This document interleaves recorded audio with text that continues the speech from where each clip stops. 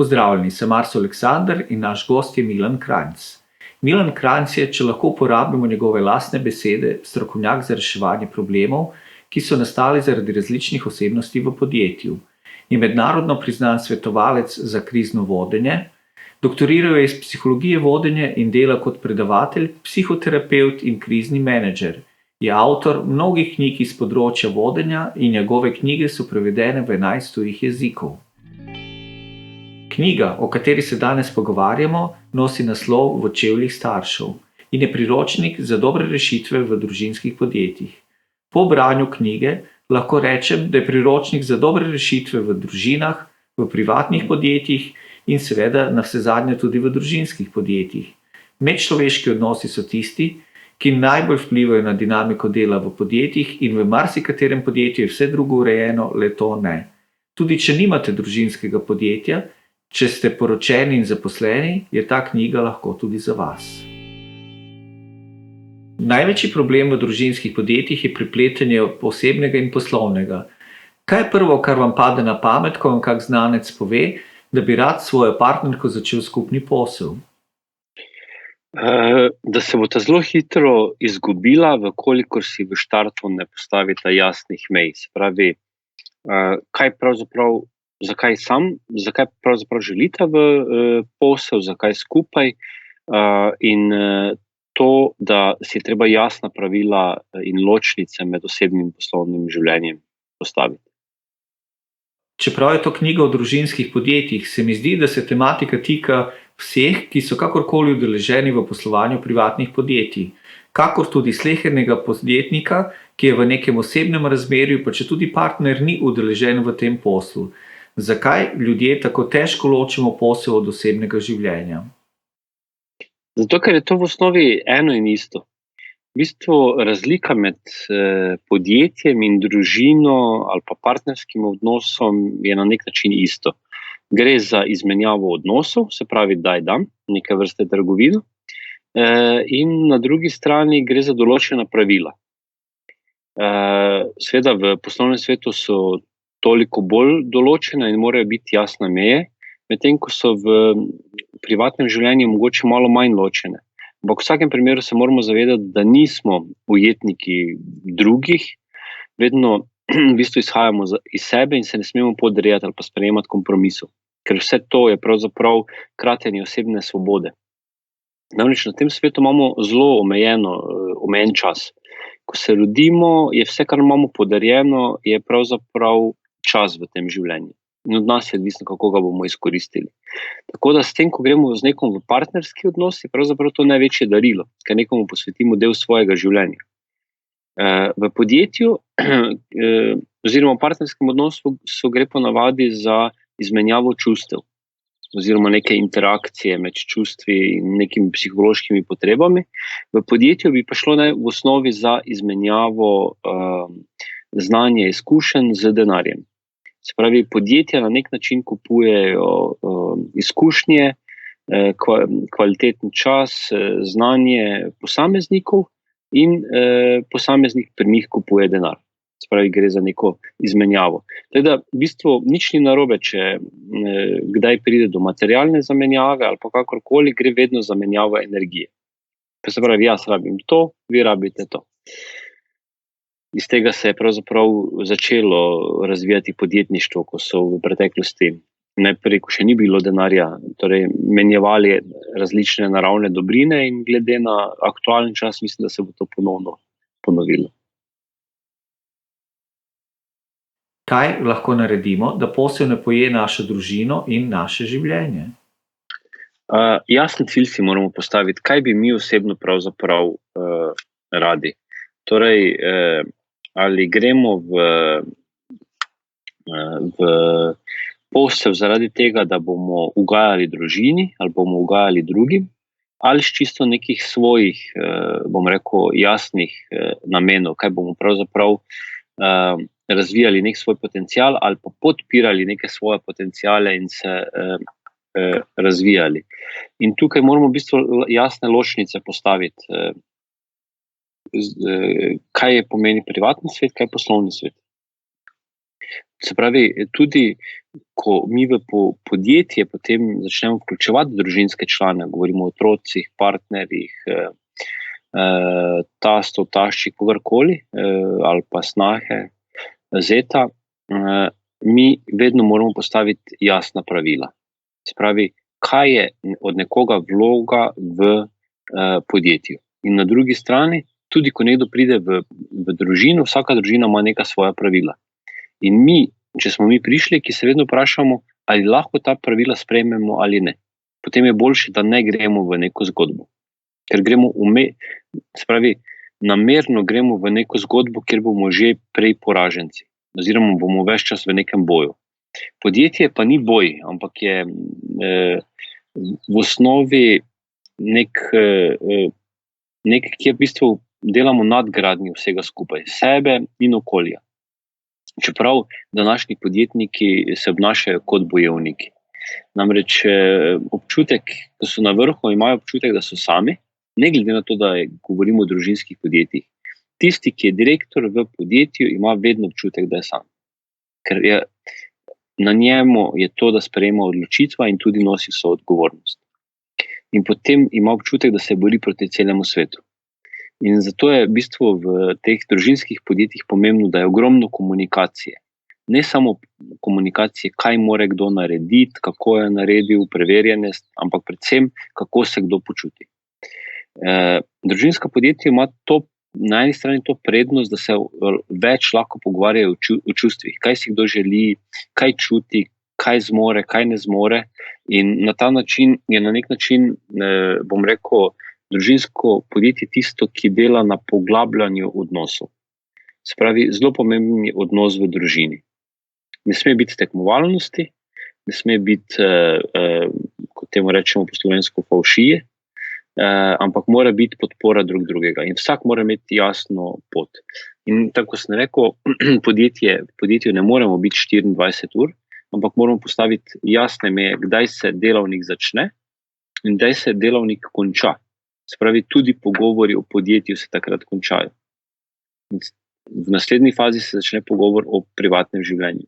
In predvsem pomembno je to, da vsak posameznik ima, pa čim bolj poskuša razviti, kaj je pravzaprav njegovo poslanstvo, kaj si on v življenju želi. Zato, da potem dejansko poslovni cilji podjetje podpira te njegove osebne cilje. To je v bistvu najbolj ključno. Ali je kakšna bistvena razlika glede problematike pri družinskih podjetjih, ki ima veliko zaposlenih, in med majhnim družinskim podjetjem, kjer sta pletena le zakonca? V bistvu v osnovi ni, je družinsko podjetje, vendar pri večjih podjetjih pomeni, da so nekateri procesi bolj razdeljeni, večja obremenitev je iz stališča odgovornosti, vse na nek način krat nekaj. Res pa je, da v večjih podjetjih velikokrat je več družinskih podjetij. Mislim, družinskih članov, tudi raznih tet, stricev, bratrancev, razne zelo široko družino vklapljamo not in takrat je šele toliko bolj pomembno, da so ta pravila jasna. In ne smemo delati razlike v družinskih podjetjih, med zaposlenimi ostalimi in tisti, ki so družinski člani. Namreč v podjetju smo vsi isti. In največjo napako, ki jo delamo tukaj v Sloveniji, je to, da Slovenci mislimo, da smo lastniki podjetja. Ampak niti en Slovenec ni lastnik podjetja. Mi smo v osnovi lastniki kapitala, ki ga vložimo v podjetje in ga potem razvijamo. Se pravi, država nam je dala možnost, da mi svoje ideje, načrte razvijamo preko nekih pravnih oseb, kajti to se na koncu vidi, ko gre v podjetju kaj narobe, država prevzame vodenje tega. Ko mi rečemo, da gre podjetje v stečaj, pomeni, da država prevzela vodenje podjetja. In zato je DOO, se pravi družba z omejeno odgovornostjo. In to je pravzaprav zelo pomembno, da se tega v bistvu direktorji ali pa tisti, ki mislijo, da so lastniki, tega tudi zavedajo. Da ne morejo kar s podjetjem delati karkoli hočejo. Se pravi, ali smo v družinskem podjetju ali v državnem podjetju ali v kakšnikoli delniški družbi, so pravila vedno ista. Res pa je, da je ker se v družinskih podjetjih lahko več pogovarjajo o čustvih, kaj bi, pa kdo kaj ne bi. In kar je v ostalih podjetjih mogoče malo težje, ker je pač v ospredju dobiček. V družinskih podjetjih ne sme biti toliko poudarek na dobičku, koliko mora biti poudarek na trajnosti. Namreč, če primerjam s temi svojimi obiski v teh deželah, kjer so v glavnem kraljeve družine, ki obstajajo že nekaj stoletij in še bojo nekaj stoletij obstajale, oni v glavnem razmišljajo zelo dolgoročno. Se pravi, ne o sebi za jutri, ampak razmišljajo o svoji družini čez 100 ali 200 let. In tako pravzaprav morajo razmišljati tudi, bom rekel, naše družinska podjetja. Ne, kaj bo z njimi jutri, ampak kaj bo z njimi čez 100 ali 200 let. V knjigi nenehno ponavljate, da se pri vstopu v neko poslovno zgodbo moramo obvezno vprašati, kaj si res želimo in ali si res to želimo. Zveni enostavno, a kolikor vem, so to vprašanja, na katere lahko le malo kdo iskreno odgovori, ker nikoli res ne vemo, ali je pot, ki smo izbrali, prava pot, celo niti ne, ali je boljša od drugih poti. Ja, pravzaprav tukaj se mogoče malo vrnil v teorijo, v sam začetek, ko se sploh naše življenje začne. Namreč, oziroma tako je, naše življenje se ne začne, ko se mi rodimo, ampak se začne veliko, veliko prej. Zaradi tega, ker mi veliko lastnosti in tisti pravi jaz prenesemo preko DNK-ja od svojih prednikov. In mi s tem zapisom, našim potencialom, ki ga potem lahko razvijamo skozi življenje, se rodimo. Ob rojstvu pa nimamo navodil, kako z njimi živeti. Zato se pravzaprav mi učimo po vzgledu, kako živimo. Temu rečemo, da v bistvu na nek način posnamemo življenjski scenarij, kako bomo živeli. Temu rečemo ego. Te kamere, ki snema ta scenarij. Ampak ta ego ne snema toliko tega, kaj se fizično dogaja, ali pa neke akcije, kolikor predvsem odnos ljudi, ki so okoli nas. In mi v bistvu v osnovi posnamemo odnos, se pravi, fantek bo posnemal odnos očeta oziroma tisti, ki ga vzgajajo kot moški spol, kako se obnaša do sebe, kako se obnaša do svoje okolice. In vkolikor se ta oseba, se pravi ta avtoriteta v življenju tega otroka odnaša svobodno, živi to, kar čuti, potem bo ta otrok dobil tudi dovoljenja, da lahko živi to, kar čuti in bo lahko razvijal svobodno svoje potenciale. Pomeni, da ko se bo v življenju odločil, se bo odločil svobodno, bo šel po pravi poti, se pravi, bo ves čas, ne bo imel konfliktov, ne bo imel kriz, bo v bistvu relativno lahko živel v življenju. Vkolikor ta otrok dobi sporočila, da je treba živeti tako, kot okolica pravi, pazi, kaj bodo drugi rekli, potem pride do blokade teh potencialov in se nad njih posname neki drugi film. In takrat on začne živeti v bistvu po nekem scenariju, ki so mu ga posneli njihovi starši. In vkolikor v bistvu je, oziroma tako bom rekel, ker je tega kar nekaj, zdaj govorim za Slovenijo, potem se mi večini odločamo v življenju na podlagi odločitev, ki so jih kot neke vrste trojanski konj naši roditelji, starši, tisti, ki so nas vzgajali, vstavili v zgodnjem otroštvu. In mi se pravzaprav ves čas s tem borimo. In zato je pomembno, da začnemo ozaveščati te stvari, kaj je našega v nas. To najbolje zvemo na ta način, da opazujemo okolico.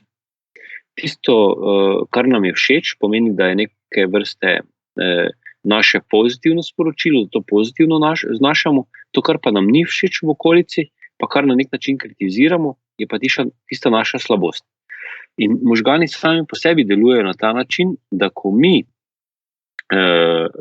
začnemo neke stvari razmišljati, bojo možgani sami pripeljali do neke rešitve.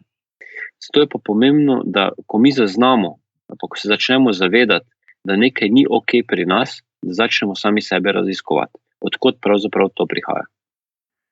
Kako se lahko upremo staršem, ki nočejo predati posel v roke svojih otrok? Ne moremo se. Namreč, dokler so oni fizično lastniki določenega podjetja oziroma pravne osebe, potem tega ne moremo storiti. Nimamo pravnega vzvoda. Vkolikor so nam pa že predali stvari, potem pa jih lahko čisto, bom rekel, pravno formalno, če pogledamo preko čustev, odstranimo iz podjetja in enostavno prepovemo vstop v podjetje. Seveda, ker pa starši to zelo dolgo ponavadi držijo pri sebi, predvsem zaradi tega, ker sebi ne zaupajo, sebi ne zaupajo, kar pomeni, da so slabo vzgojili svoje otroke, ne zaupajo svojim otrokom, potem v takih stvarih priporočam, da poskušajo posamezniki oziroma otroci najti tisto najboljše, kar je za njih v podjetju, si narediti svoje cilje, kaj to, kar imajo na voljo, jim lahko podpira njihov osebni cilj. Vkolikor pa to težko najdejo ali pa da je prevelik pritisk, potem pa jim svetujem, da izkoristijo neke vrste poligon, se naučijo tu, kar se lahko in grejo neko svojo podjetniško pot, kako mogoče se čutijo, da ne morejo biti vodilne osebe in grejo mogoče kam drugam službo. V knjigi ste podali nekaj življenjskih primerov iz vaše prakse kriznega menedžmenta, ki ste jih uspešno rešili. Kaj pravzaprav naredite s tistimi, ker so odnosi že preveč načeti in ni poti nazaj? Ko ni poti več nazaj, je pač odvisno od posameznika. Ali se je pravzaprav pripravljen, bom rekel, spremeniti, začeti delati na sebi, potem vedno obstaja rešitev. Vkolikor pa ni pripravljen stvari reševati, potem pa se enostavno stvari prepustijo življenju. In ga življenje na nek način je tista, ki ga ustavi. Namreč velikokrat se zgodi, da pade podjetje v neke krize in potem v bistvu začne ta podjetnik ali pa, bom rekel, tisti, ki drži vse skupaj v roko, kriviti druge.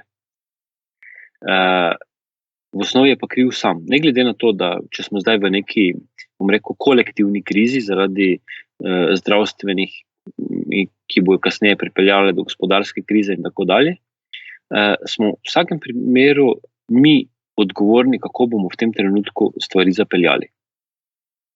In se pravi, še vedno na nas. In za ta čas, ko se vedno mi vprašamo, kaj lahko naredimo maksimalno najprej na sebi, da bomo mi sebe in družino zavarovali, šele potem vse ostalo.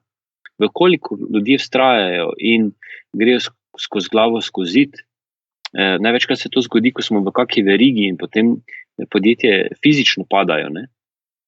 Se pravi, mi smo nekaj kupili, prodali naprej in potem nam ne plačajo, mi ne moremo plačati naprej in takrat pride do blokade. In mi moramo to v takem trenutku v bistvu razumeti, da gre za verigo. Ne, da izsiljujemo nekoga, ki je zadaj, in tudi moramo nekoga, ki je pred nami, to tudi jasno mu sporočiti. In vkolikor smo trmasti, pa stvari ne popustimo, začnemo izgubljati čas. Mi enostavno ene stvari moramo spustiti, da grejo od nas. Očitno pač je v tem trenutku lahko rečemo, da nam niso več namenjene, ali pa je treba se v vsaki fazi prilagoditi. In tu je predvsem pomembna ta osebna stabilnost. Vkolikor se posameznik ni pripravljen osebno začeti spreminjati, sprejemati neke druge odločitve, kot jih je sprejemal do zdaj, potem enostavno, bom rekel, zakon narave poskrbi za vsakega posameznika. Ugotovili ste, da je največja težava v podjetju direktor. Ali je taka oseba sploh pripravljena se soočiti sama s seboj in kako naj se tak direktor loti tega problema? Verjetno to ni nekaj, s čim bi se lahko sam spopadel. V bistvu je tako, če izhajam iz teh vzorcev, najprej pri prijateljih, ponavadi prijatelju lahko pomagamo, tudi če ima isto napako kot mi. Sami postanemo brez pravih nasvetov ali pa se vrtimo v krogu. To je isto, kot da smo v neki jami, vidim nekdo, ki zunaj bo videl rešitev, mi je ne vidim. In direktori, ki so ves čas pod nekim pritiskom, ves čas rešujejo stvari, na nek način ne vidijo napak ali pa stvari, ki jih povzročajo. So pa, tako bom rekel, v zadnjih letih so pa direktorji vedno na višjem moralnem in kulturnem nivoju vodenja in se zavedajo, da je velika verjetnost, da sami ne znajo ali pa so naredili preveč napak v preteklosti in se zaradi tega določene stvari dogajajo. In taki ljudje oziroma direktorji velikokrat poiščejo sami pot, iščejo rešitev, kaj je pri njih narobe. Tisti, ki pokličejo zaradi tega, da je treba v njihovem podjetju nekaj spremeniti, potem, zdaj, če govorim z osebnih izkušenj, in ne v štartu povem, da so oni krivi. To napako sem delal v preteklosti. Ampak jim poskušam narediti analizo in prikazati pot, odkot izhaja aktualna kriza. Spravi ga pripraviti na to, da mu pokažem, da je on odgovoren. In šele v naslednji fazi se vidi, koliko je pravzaprav pripravljen odpreti oči in delati na sebi. Predvsem pa to, kar direktorjem priporočam, da so v operativo vključeni največ 50%. Vse, kar je več kot to, zgubijo fokus in zgubijo širino. Vkoliko so več kot 50% vklopljeni v operativo, potem iz problema naredijo še večji problem, ker ne vidijo rešitev. In zato v takih primerih jim svetujem, da imajo čim bolj raznoliko življenje, se pravi šport, kultura, da nekaj delajo za svojo dušo, se pravi čim bolj raznoliko življenje, zato da niso 24 ur v enem in istem miselnem vzorcu. Kam bi lahko umestili naša družinska podjetja v primerjavi z družinskimi podjetji v tujini? In kakšna je prihodnost družinskih podjetij pri nas? Tako je, ne? V Sloveniji nimamo bogate zgodovine družinskih podjetij. Oziroma nekoč smo jih imeli, potem je druga svetovna vojna, režim po vojni to spremenil in vse na nek način podržavljal.